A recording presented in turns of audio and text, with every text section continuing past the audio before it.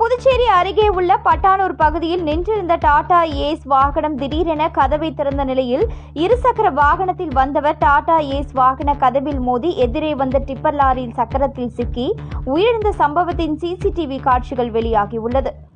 புதுச்சேரியில் காரைக்கால் மாவட்டம் கோட்டுச்சேரி வெள்ளை பிள்ளையார் கோவில் தெருவை சேர்ந்தவர் விபாலி ஜோ.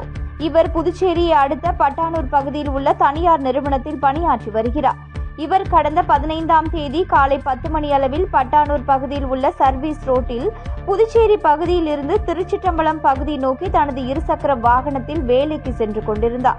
அப்பொழுது சாலையோரம் நின்றிருந்த டாடா ஏஸ் வாகனத்தின் கதவை டாடா ஏஸ் வாகன ஓட்டுநர் திறந்தார். இதனால் இருசக்கர வாகனத்தில் வந்த விபாலி ஜோ டாடா ஏஸ் வாகன கதவில் மோதி நிலை தடுமாறி விழுந்தார். அப்பொழுது அதே சாலையில் எதிரே வந்த டிப்பர் லாரி விபாலி ஜோ மீது ஏறியது. இதில் அவர் சம்பவ இடத்திலேயே உயிரிழந்தார்.